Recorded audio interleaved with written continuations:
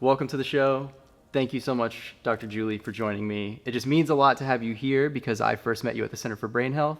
I knew that this being the first episode would need to establish some fundamentals of creativity. So excited to have you here. I'm thrilled to be here. And if you could, give me just a sense of how did you come to neuroscience? Like, was it something you always wanted to do? No, I came in kind of through a side window of speech-language pathology. So first, was really interested in helping people heal from a traumatic brain injury or a stroke, and very interested in language. And then with that, understanding that language and speech is how we assess cognition and how we think. And I became very fascinated with the process of how to help a brain heal when there's injury or disease, and then chose to pursue a PhD in cognitive neuroscience to better understand how a healthy brain works or what's going on, ideally to develop better therapy.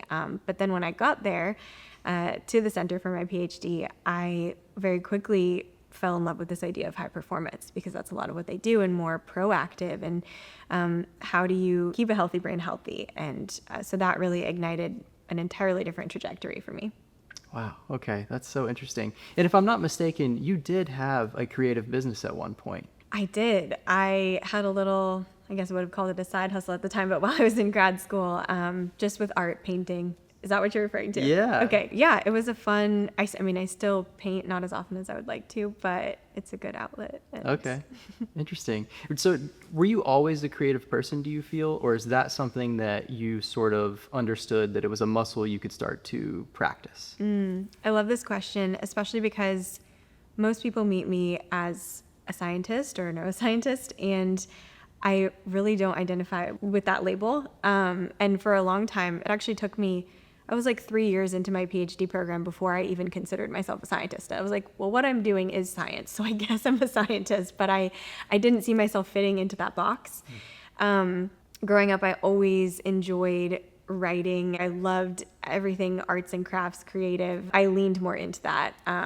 And so we know that there is no such thing as like left brain, right brain. We're whole brained, and we can talk about that too. Mm-hmm. But yeah, if I had to say one or the other, I would have much more felt like I'm more creative than I am sciencey. I think Picasso said it's like everyone is born an artist, it's whether they can stay one. And so we all have this capacity to think flexibly and creatively. It's a lot of nurture, and what is your environment, and what are you encouraged to do, and maybe if you're naturally a little bit good at it, then you get encouraged to do more of that so that you become even better at it, and there's maybe more imbalance with other skills, and so then you just sort of identify with that and continue that direction.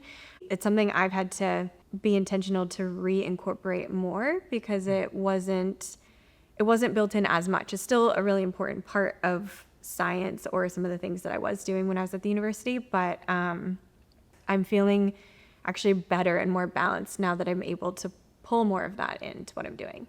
Nice. Yeah. And I love, it's one of the important aspects of this podcast is to establish that creativity is not something, even though traditionally we see artists out in the world, we go to museums to look at their work, we experience it at galleries, and we call people who are working in creative industries creative professionals. But creativity is really something that is within all of us, no matter who you are, where you are, what you do. Mm-hmm. And it is something that you can nurture, like you said, which I think is so great that you mentioned that. If you could, how would you define, as a neuroscientist, what would you say are the fundamentals of creative thinking? So how does creativity emerge in the brain? Fundamentally, it's about connecting ideas in new ways, and it's really about flexible thinking, which is a frontal lobe function, but it is a whole brain event. So to, bust the myth that left brain is analytical and right brain is creative, creativity is absolutely a whole brain event. And we see 3 important networks that are involved. So we've got the default mode network, which is active when you are kind of imagining, daydreaming, reflecting. There's the executive attention network, which is involved in kind of evaluating and refining your ideas. And then the salience network, which is what helps you determine what's important and relevant to the situation. So we've got many different networks. We also know that it's not just one single spot in the brain that is responsible for certain functions, but multiple spots and how they communicate with each other. So it's kind of an intricate dance between these 3 different networks and whatever you're doing. But ultimately, it's sort of a mindset. It's being open to infinite possibilities. It's kind of being playful with your thinking.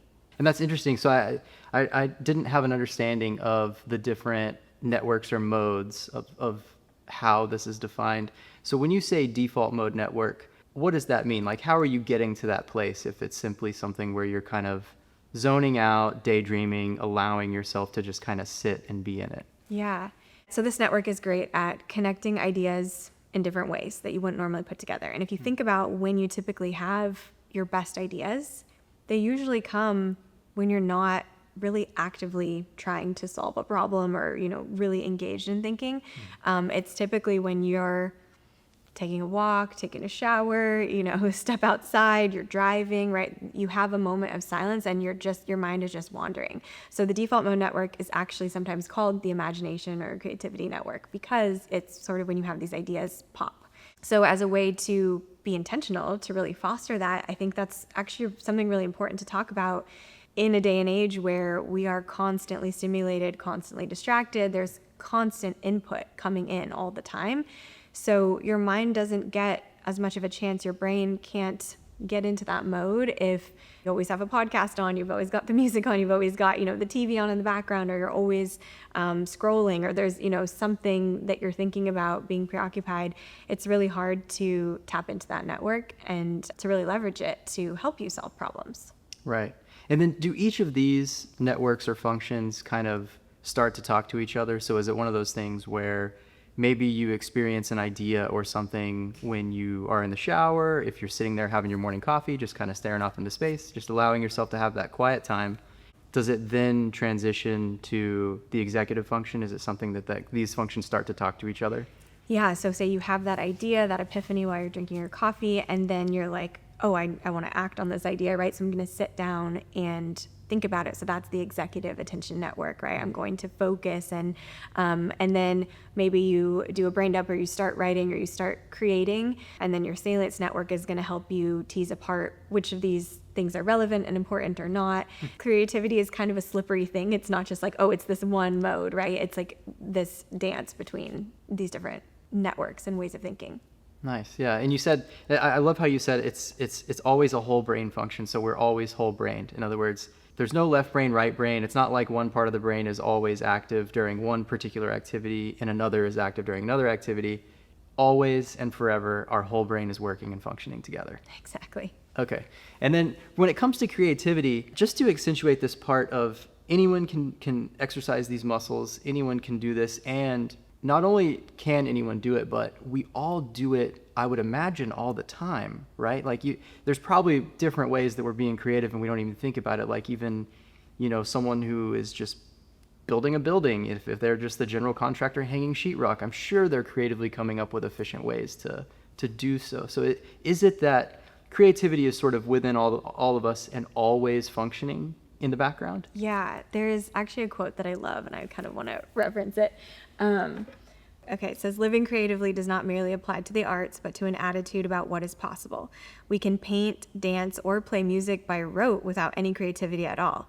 Instead, it's about allowing a gateway in which the forward-thinking mind works with the life stream of the body to create new ways of approaching life. And then it says, do we dare to be creative? Do we see a life full of infinite possibilities? Are we creatures of habit, or do we fully participate in each moment anew?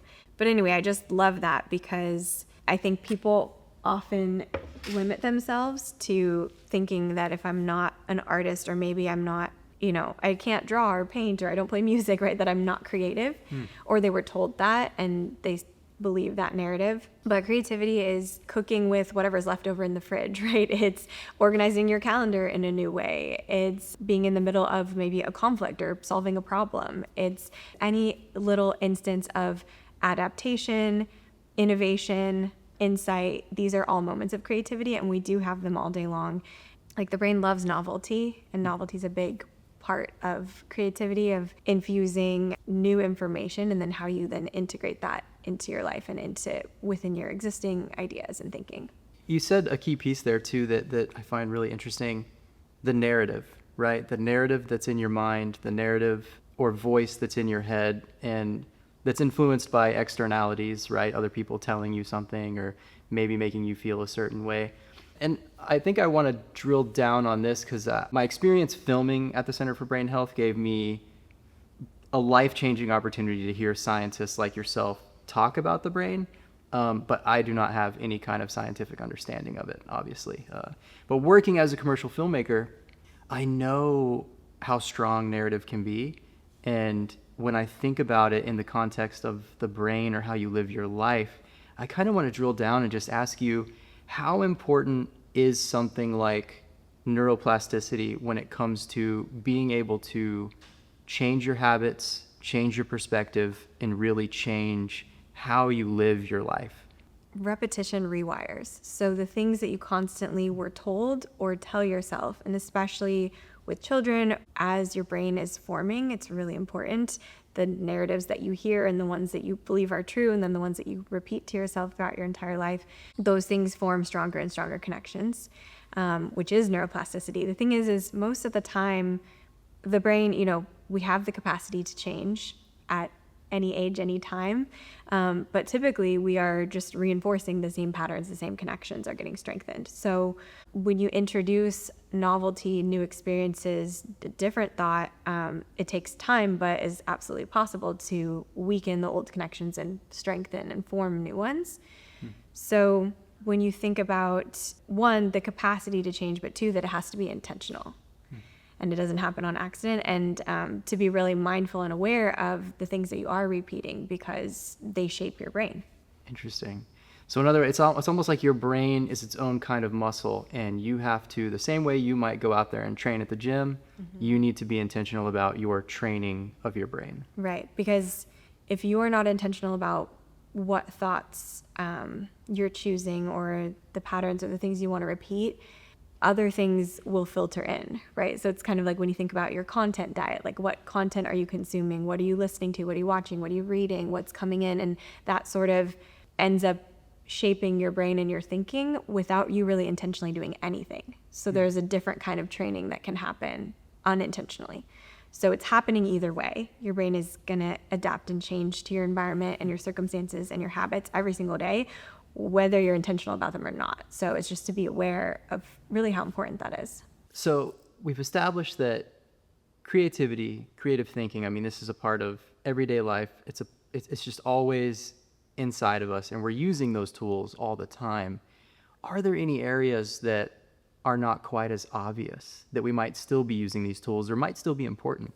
Yeah, I think people, especially people that don't consider themselves creative, one thing to think about is social interactions, conversations, conflict, especially. Having disagreements, small or big, is a really good test of cognitive flexibility, the ability to see multiple perspectives, to put yourself in someone else's shoes. So this is getting into empathy, this is getting into theory of mind. Navigating relationships is one of the most complex things that the brain does. And so a lot of times people will ask me, should I be doing brain games? What should I do, to keep my brain healthy? How can I keep my brain sharp? And I'm like, first of all, no. Second of all, that newsletter is coming out today. But it's in your relationships, or the next time you have a disagreement, it's like, try to see the other person's point of view. You don't have to agree with it, but that's a great exercise to push yourself. Or say you're brainstorming a solution for something. It's like, okay, who's not at the table to give a perspective, and what would they say? And picture, you can pull up different avatars of people and think what their perspectives would be. But yeah, just within your day-to-day interactions, remembering that we don't all see things through the same lens, the same filter, and becoming really curious about that. And so that is a frontal lobe function. Frontal networks get involved in thinking flexibly. Thinking creatively is a new way for people to think about that. It requires some creativity, some empathy, some flexibility to be able to be in someone else's shoes. Yeah, I love that you bring that up. That's so fascinating, because you wouldn't really think about the social exchange and those interactions having much of an impact on that. But then I guess you mentioning having to navigate certain situations, in particular conflict, and just negotiate your way through relationships on a daily basis, whether that's with a client, your spouse, your significant other, doesn't matter who that is. We're constantly doing that. So that's interesting, that how much it actually impacts you on a deeper, more, creative thinking level. And if you think about conflict, it does tend to push you into stress or fight or flight, which then narrows your options and leads to more black and white thinking. It's like right and wrong, as opposed to both and, or, these two ideas can both exist. Or what if these ideas could both exist and it's not just we're drawing a line and we're on either sides. So I think having the openness to that is really healthy for the brain and for relationships. But to come into situations where, even if it's not maybe an argument, but maybe it's just you have different ways of approaching a certain project or something that you're working on together. It's like, okay, how can we take both these perspectives and actually use them to our advantage, because we have the benefit of getting different angles on this and a different person's whole set of life experiences and expertise to draw from. So really looking to that as an asset and intentionally trying to, pull out those different pieces to put them all on the table. Yeah, yeah. And that even speaks or calls to management skills. Like I can think of like the things that you're saying I could immediately apply as a supervisor in my business. I mean, I can input ideas, allow room for other people to impact the situation, allow that collaboration to sort of take place organically. Right, right. And I think it requires not only, like I said, when we can tend to get stressed or it's like, oh, we've got to solve this problem or figure this out or resolve this conflict or we're not agreeing or seeing eye to eye on something, to be able to take a breath, to see it as a positive thing, to help yourself be back more in a parasympathetic state, or to take a breath, right, and rein in that more calm focus so that you can channel it and it can be productive. That's super interesting. And then I think that's a good segue. Tell me about Better Brain. What is Better Brain? It's something that you started, and it's something that I have found useful. I receive the emailer, I take that information, I usually tell my team when we're at lunch together, whatever it is that you've been discovering or research you've been reading. So just give us an overview of what is Better Brain and how can it impact people's lives? It just started with my desire to take science and help people make an impact more instantly. I think it takes way too long for science to trickle down into the public, to be useful for them. I just wanted to help people, and that's really what lights me up, is getting to see it be useful, and it makes me I'm so happy to hear that it's helpful to you and your team. So yeah, Better Brain was just this way of giving people tangible, bite-sized things that are small steps that you can do today, every day. These little, I call them micro shifts, and how they can make an impact for your brain health and your performance, longevity, really overall quality of life, because our brain is the center of everything we do. And just this idea of making neuroscience really accessible, really approachable for people, and fun, right? And enjoyable, and not this cumbersome thing, so that really anyone, no matter who you are, whatever stage of life you're in, you can access that and activate it in your own life. And whether that's through the written newsletter, whether it's through video content, helping, create more educational resources, or some of the programs that I have are like one-on-one coaching or courses. So it kind of has a lot of different modalities, but the core heart of it is just helping people build a better brain to have a better life and to create the life that they want, because better means something different to everyone. Yeah, I love that. And it has been amazing. I'm always fascinated by the stuff, the tips, the tricks that you're giving. Of course, I apply some of them to my daily lifestyle because I've found some of them to be very useful. When it comes to creativity, are there any tips or tricks that you might have to boost creativity or to kind of like accentuate those things within yourself? Absolutely. So the first one, we've kind of already touched on it, but boredom. Boredom is so good for creativity. Like we mentioned earlier, without being intentional about creating space in your day, taking breaks, it doesn't happen. And so I feel like it's so common to talk to people that just their schedules are just booked back to back, or, we just tend to fill our time. It's like, oh, there's a gap there. So like, what can I slot in? And so one really simple way is to be intentional about taking breaks, because you can activate your default mode network. And as we mentioned, the default mode network is so essential to being that time where your brain is going to take all of the things that you've been exposed to that day through your life and be able to pull and put them together in new ways. So tapping into that, you can very intentionally do that by taking breaks. And I think I have to take a second and also just remind people what taking breaks look like, because to a lot of people, taking a break is, oh, let me pull out my phone and scroll on social media or watch some YouTube videos or check my email. That is all very stimulating to the brain, and that is new input that your brain has to process, and that prevents you from getting into the default mode network. So real brain breaks look like taking a walk, even just getting up from your desk, getting a glass of water. It could just be turning to look out the window. Maybe you just lay on the floor or close your eyes. It could also be folding laundry, or maybe just emptying the dishwasher, things that don't really require thought, right? You can kind of just do repetitively. But yeah, anything that just you're not having to actively think, but where you can sort of just get in that nice daydream zone. Okay, interesting. Yeah.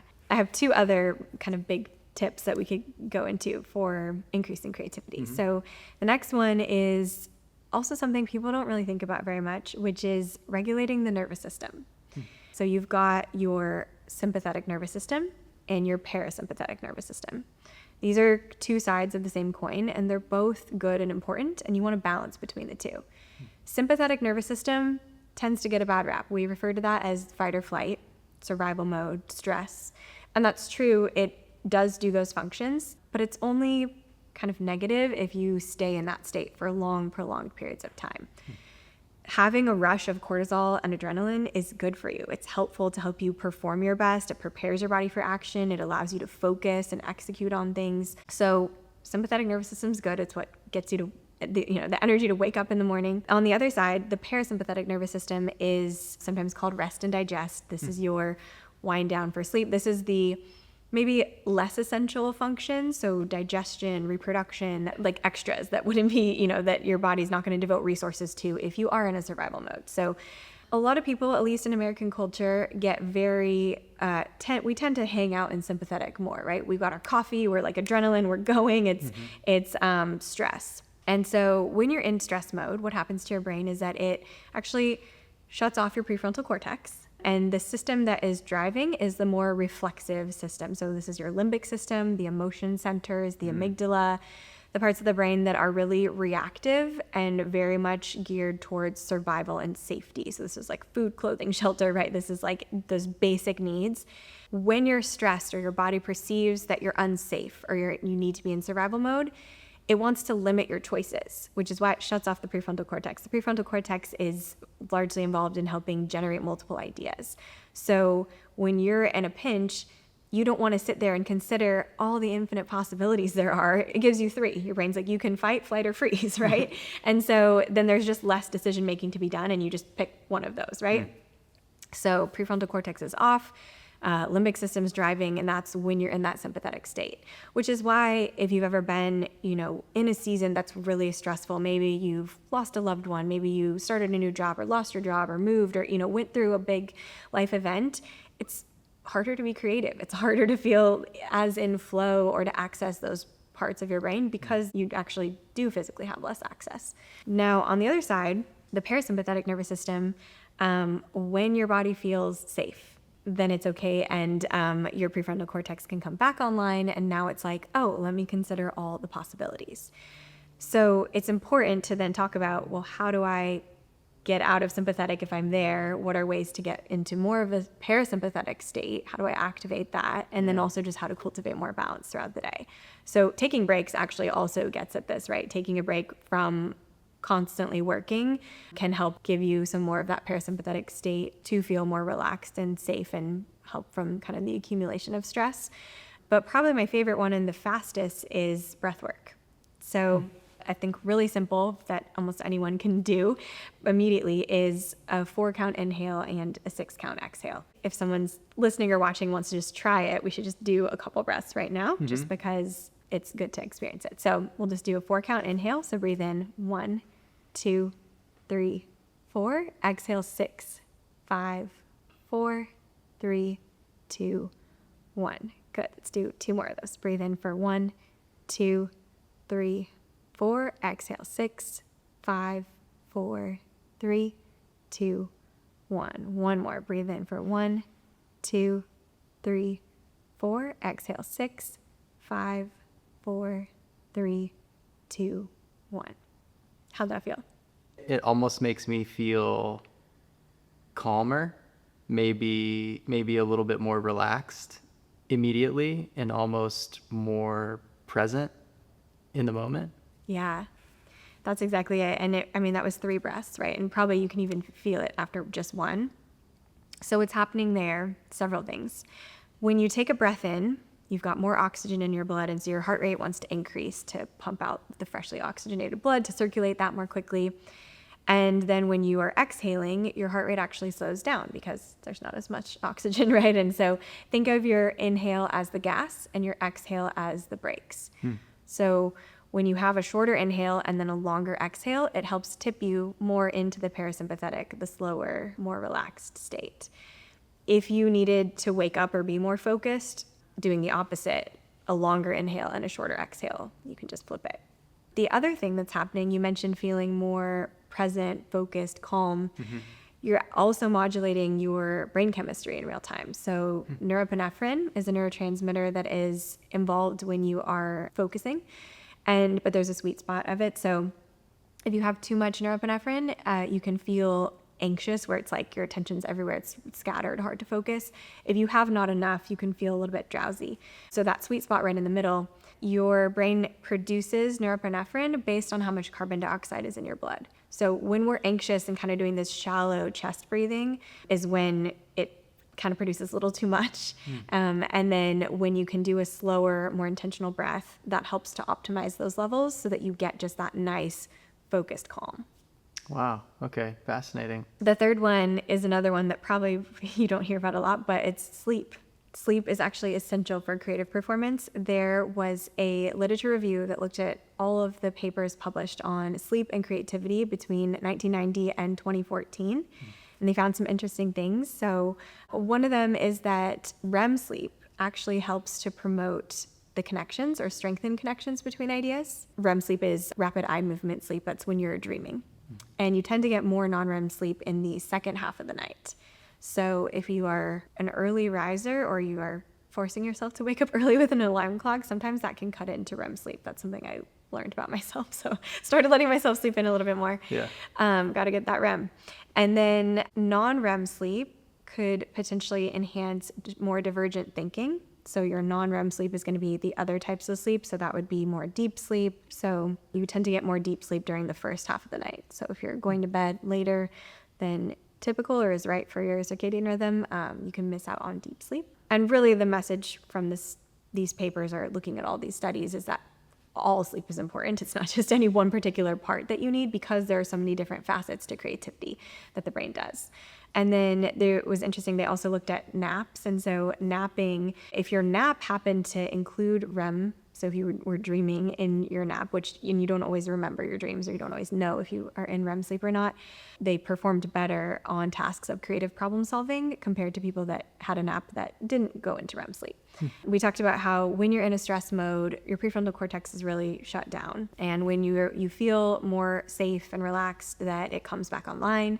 And your prefrontal cortex is really good at generating what we call fluid intelligence. So this is just generating multiple ideas. So ways that they test this or study this and research is they'll ask people to name as many animals as you can think of that start with the letter A, or, and then you just like roll with that, right? Or how many different ways could you use this cup, right? Think of as many different possible ways that you could use a cup besides to drink from. That's fluid intelligence, that's frontal lobe. And so your frontal lobe is the last part of the brain to develop. So it doesn't finish developing until the mid to late 20s.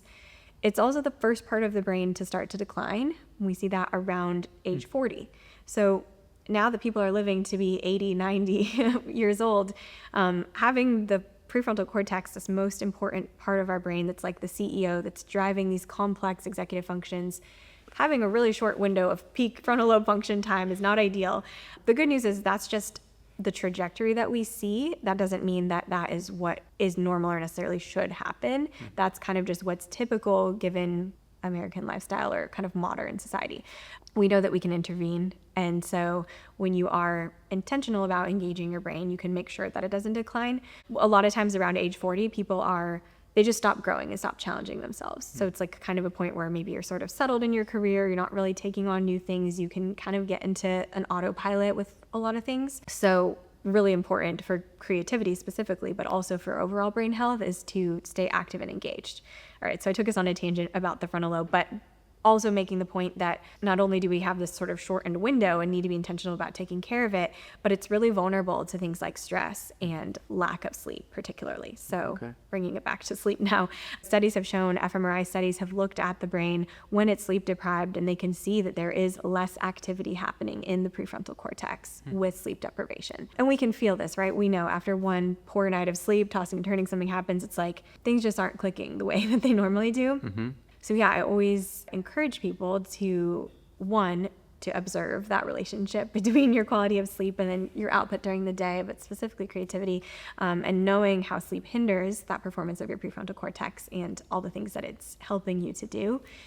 So if I were to give just like 3 tips for sleep, it would be to stick to a consistent bedtime and wake time, to limit caffeine past noon, or like let noon be the cutoff, just because yeah, that's a tough one. And if you're needing an afternoon pick-me-up, that, you know, like a 20-minute power nap is great, getting sunshine, going for a walk. And then the third thing with sleep would be just having a wind down routine at night, because we talked about the importance of getting into the parasympathetic state to prepare for sleep. And so a lot of times if you're just going hard all day, you can't just go from 60 to 0, and your brain and body your nervous system needs time to unwind. And so that can look like many different things. It could be taking a bath, journaling, reading, sipping a cup of tea, and then also kind of unplugging from screens, having a power down time away from technology, 30 minutes to an hour before bed. Those 3 things, having consistent bedtime and wake time, having an earlier caffeine cutoff, and then letting yourself wind down at night, can really support your sleep and definitely support creative practice. Nice. Okay, cool. So recapping those 3, especially, you know, someone like myself who does sort of have to come to work every day and use those creative parts of my brain, want to find time to unplug, get that default mode network active. I want to take those breaks, make sure I'm controlling my nervous system. So I want to make sure I'm doing some breath work. Yeah. You know, making sure to not just always be heightened and in that sympathetic nervous system state. And then sleep. Get that good night's sleep. Prioritize sleep. All adults need 7 to 9 hours a night. Okay, cool. Great. Well, that's wonderful. Yeah, thanks for the 3 tips. Those are great. Sleep has definitely been one that I feel like I would just attest to. Maybe 4 or 5 years ago, I just started prioritizing it, just because read a book, you know, by some PhD that was, you know, hit me where it needed to. So I started prioritizing it, and it really did, I would say, completely change everything about how I felt during the day. So, I mean, just to attest to what you're saying, it totally works. I found myself to be more productive, more creative, just more awake and aware throughout the day, which was a big difference. And then about a year ago, I just stopped consuming alcohol altogether. Not to say I'll do that forever, but it was just one of those things where I was maybe noticing that it was impacting my sleep too much. I wouldn't feel as good the next day, usually, you know, just foggy and couldn't complete a thought sometimes or get through the day. So it was kind of one of those things where I was like, okay, I need to cut this out. And then, of course, it was also because I was trying to get fit again. So it was impacting my ability to push through workouts, stay hydrated throughout the day. So I wanted to make sure to just cut it out for now and then maybe return to it in a once a week, twice a week kind of thing. Yeah, I love that. I mean, I think it's interesting. Alcohol is one of the only drugs that, like, if you don't do it, people think something's wrong. And it's like, it's actually, when you think about it, it's like, well, what do I want in life? It's like, oh, I want more energy. I want more focus. I want to be more present. And alcohol doesn't really provide a lot of those things. And again, no judgment to anyone who does drink. I think that there's times where it could be totally fun and appropriate and good. But when you think about, yes, the ways it impacts brain health and brain function, some of the biggest ones are the ways that it impacts sleep. And it actually impacts the quality of sleep greatly, which then impacts all of your cognitive function during the day. The dehydration aspect, hydration is hugely important for the brain. That's a really overlooked one that's really simple and easy to do. Yeah, and then just the clarity of thinking and kind of like the brain fog that gets associated just with built up oxidative stress, and it is poison that your body has to filter out and work a lot harder to do. So I think also when it's such a consistent part of a lifestyle that you actually don't even know what it feels like to not have it. So now that you know, you have a different baseline now of like what feels good or what's optimal or possible for you in terms of whether it's athletic performance or at work. I think everyone should give it a couple weeks just to see, what does this even feel like, and to know that you can perform and feel better and not have to, rely as much on things like caffeine or whatever to make up for the ways that sleep is maybe disrupted. And as I was mentioning earlier, a lot of these things, I have to say, come from your newsletter as well. So a lot of these things are tips that I'm getting just from the research that you're analyzing and turning into functional things that we can do on a daily basis, weekly basis, yearly basis. It's like, even if one little tip helps one thing, that's makes it so worth it for me. So yeah, life-changing. In my opinion, life-changing. I feel like I almost can't have a creative conversation or a conversation about the brain and creativity without talking a little bit about artificial intelligence. Because at this point in the creative industries, all over the place, you see people playing with it, toying with it. Obviously language models, we're playing with those all the time. They're getting better and better all the time. And image generation is getting more accurate, more hyper real. And really what I would love your perspective on is what happens to human beings when we start to offset mental labor to machines. So what is going to happen to critical thinking? What happens to our ability to use language to communicate and form beautiful prose or whatever that might be? These tools are only going to become more and more pervasive in our daily lives, and they're not going away. So it's how do we interact with them, but still preserve our cognitive function and thinking so that it can stay healthy and good? Because there are things I believe that AI will get closer and closer and closer, but there's a lot of things that just only the human brain can do. So it's a great use to use AI to synthesize a bunch of information on a topic. That can be great depending on what you need it for. The process of evaluating different pieces of information from different sources and synthesizing that and coming up with your conclusions of which things are relevant, what's important, and then how do I create my own point of view on this. That's an extremely good exercise for your brain, for your frontal lobe and your frontal networks. That's a skill and a function you don't want to lose. So that's one that you don't want to outsource all the time. It's okay to do it to help save time in instances where it makes sense. But for a topic that you really care about, are interested in, are passionate about, need to deeply understand, you want to actually be more actively engaged in that process of consolidating that information. And that's also going to help with the creativity piece, because you never know how these bits of information are going to end up fitting together in a new way. And when you outsource that to a machine to pick what, to put them together or choose what's relevant, then you miss out on that opportunity to spot something that your brain might connect that the machine won't, because it hasn't been taught that. So I think that's one thing to be aware of. Another one is, like we talked about, creating space for boredom or even uncertainty. So when it's like, oh, I need to come up with a new strategy, a new plan, a new outline for an interview or a show, it's like, let yourself sit with it. It might only be 5 minutes. Create a little discomfort, sit in the space, or embrace the space, I should say. And then once you come back from your 5-minute walk or your 5 minutes of just sitting there, jot down whatever came to mind, whether relevant or not, right? Just kind of brain dump it, and then go ahead and maybe you filter some of that in, or that helps refine your prompt for using AI. So I think just allowing some discomfort and allowing some space before just going to it too quickly is another good one. The other thing is, a lot of these AI tools are accessing a large database, but also it kind of only knows what you're giving it. So being mindful of kind of being caught in an echo chamber where it's like, this is just your perspective. So having prompts ready, and I had a bunch that you can just copy paste from last week's newsletter, but basically, asking it like, how would, someone who is a different age or ethnicity see this problem, or what am I not seeing, or give me 3 different ways that I haven't already thought of to look at this, or, letting it help prompt you, or asking it for that, for multiple perspectives to challenge you. Like, what's something I'm missing? What's something I'm not seeing? What's one angle that I haven't looked at yet? I think that's important to remember, that a lot of times, at least with ChatGPT, it very much caters to what it knows you do or you like, or the way that you think. It's going to give you more of that.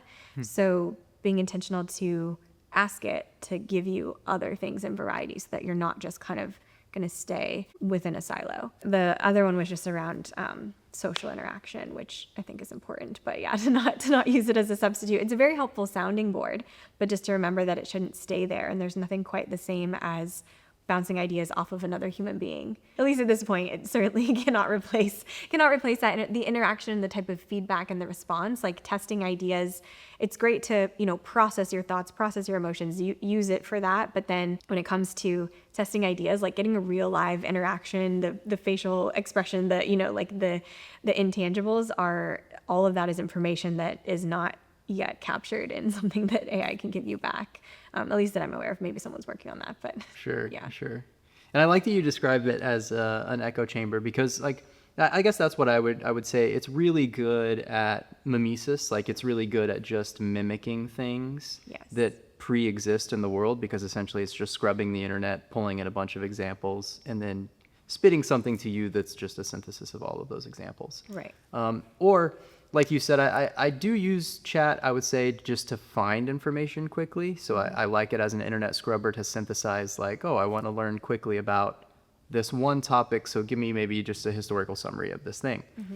But using it to do the actual writing, thinking, and I think, I'm curious if you have a perspective on this. I think it's because the process of writing is essentially the process of thinking, is the way that I generally think about it. Is if you're journaling, you're putting your thoughts down, if I'm ideating or something like that, the reason I'm writing is because I'm doing the thinking, but I'm doing it in real time and just trying to get it logged in a way. And then the tangibility of it, I feel like there's something to this where if I write it down, I'm more likely to retain it and continue to ruminate on it than if I'm just seeing something digitally quickly. Mm-hmm.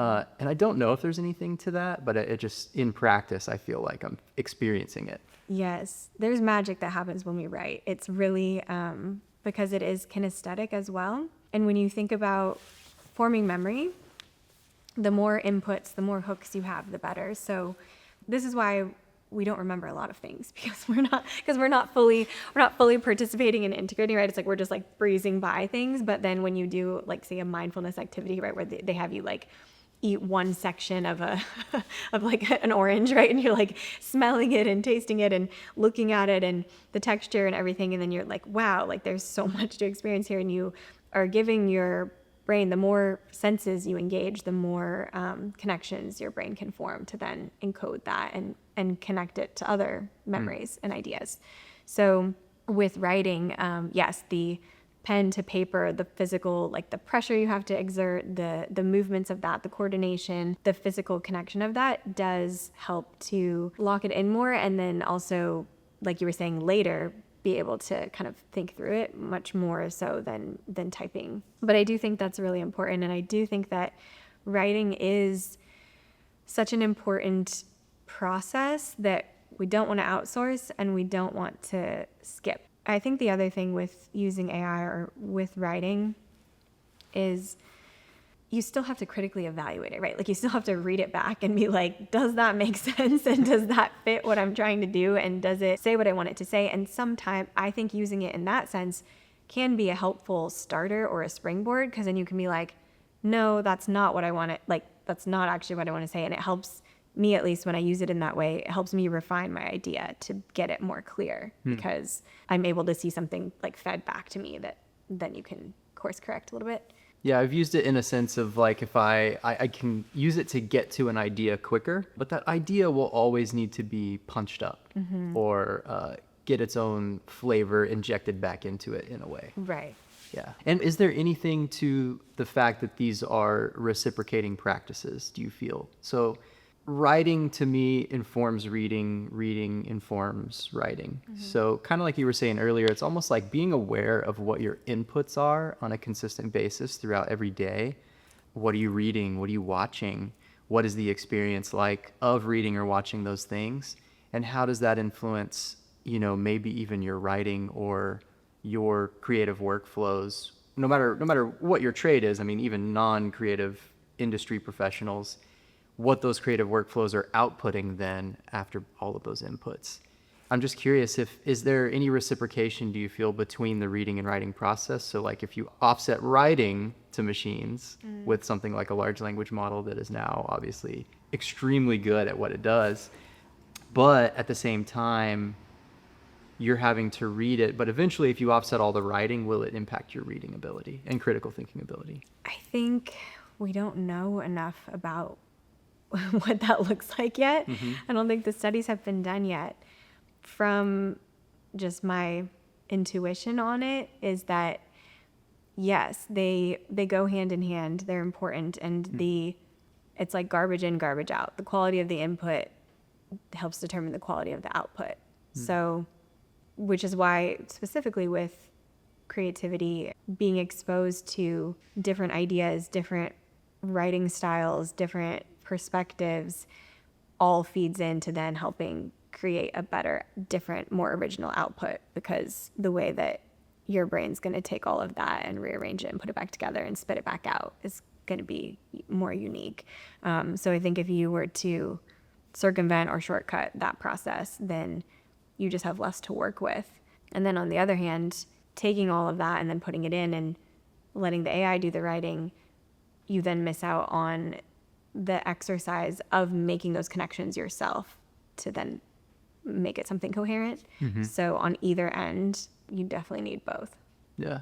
To switch gears a little bit, how has creativity impacted your work in neuroscience? Like, helped you in making some breakthroughs, helped you in making, synthesizing some research? I'm just curious, how does creativity play a role in science?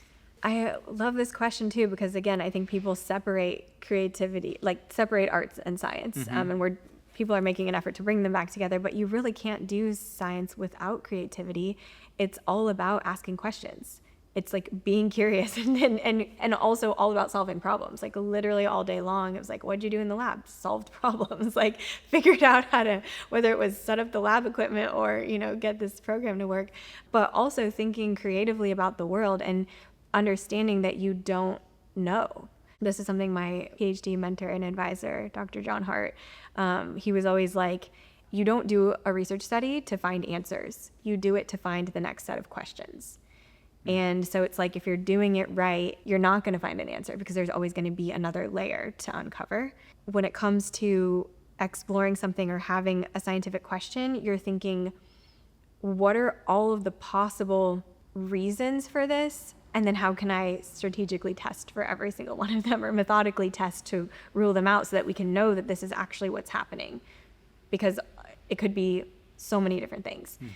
So I think that being able to think flexibly, open-minded, possibility thinking are essential to do good science. The worst science is to say, this is why something's happening, and I'm just going to set up this experiment to show what I already think is true. Like, it's actually like the best is, how can I prove myself wrong? How can I test all these ways to see that this is not actually the answer?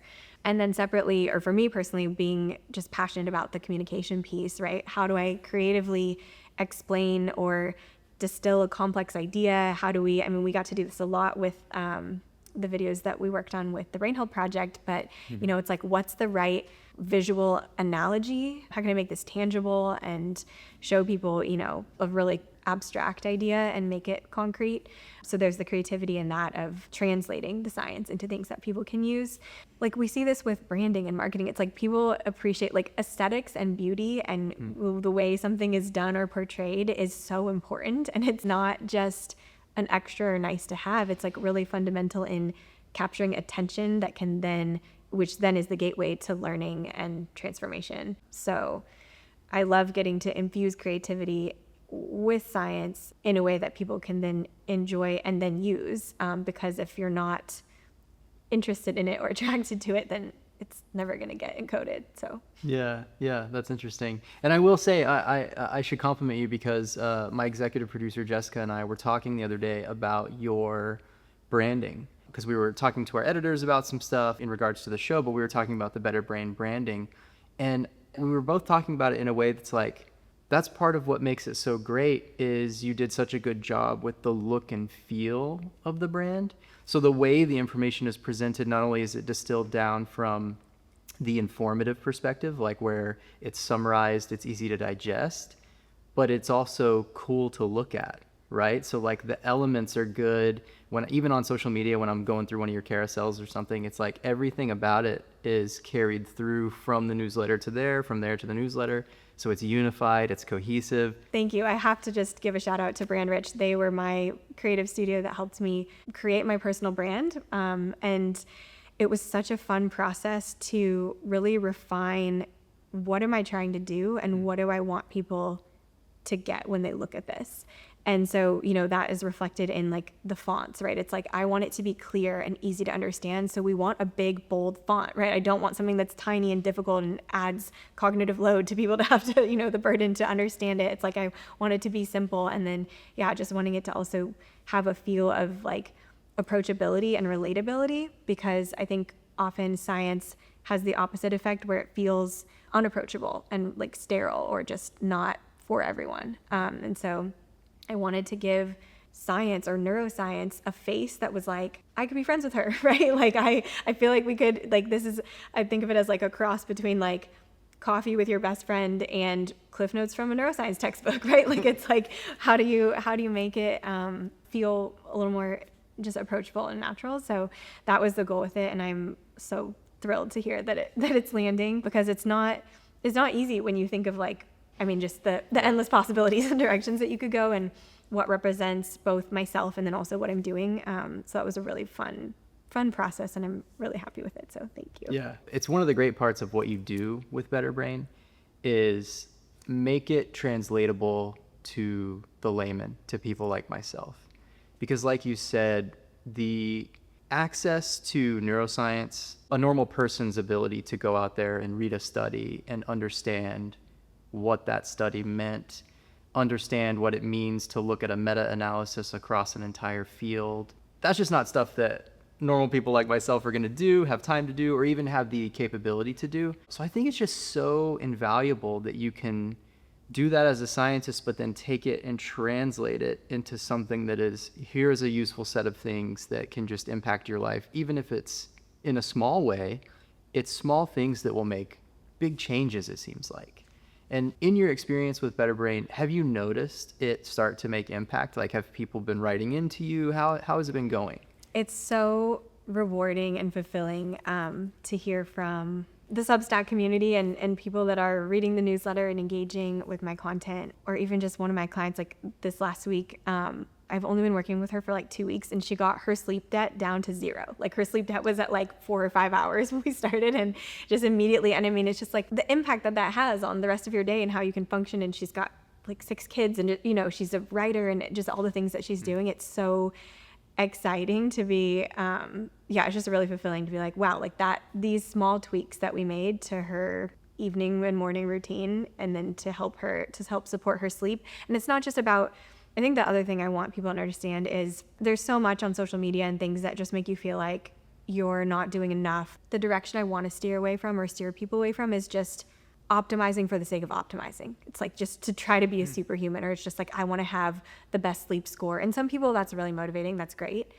But it's really like optimizing your sleep or taking care of your brain, because that's what lets you live your purposeful life. That's what lets you do the things that matter. That's what helps you to show up for your family and your friends, to, pursue your dreams or your career or the mission that's on your heart. Like, that's why I want to help people be healthy. That's why I want to help you have a better morning routine, so that your day is set up so that you're not stuck in fight or flight mode all day long, and you can really use your fullest brain capacity, because we need everyone to use their full brain capacity. There's lots of problems that need to be solved right now, and we need everyone to be functioning to be able to do it and to do it together. So when I think about the impact or the feedback from people that I get of just like, wow, like that breathing technique, like I've been doing that every night and I've slept better, or that they feel encouraged to know that, I have parents that had Alzheimer's and I'm scared or worried that it's going to happen to me. And so I'm so encouraged to know that there's things I can be doing now, and I know what to do, and I know what actually works, and it's trustworthy based on science. Like, that's huge, and I'm so grateful for the ones that do tell me, because a lot of people don't, right? And so I always thank you for letting me know that it's helpful, because it's about this bigger picture of just having a better quality of life, not just for yourself, but also for all of your spheres of influence, and getting to to drive that, it starts with the brain.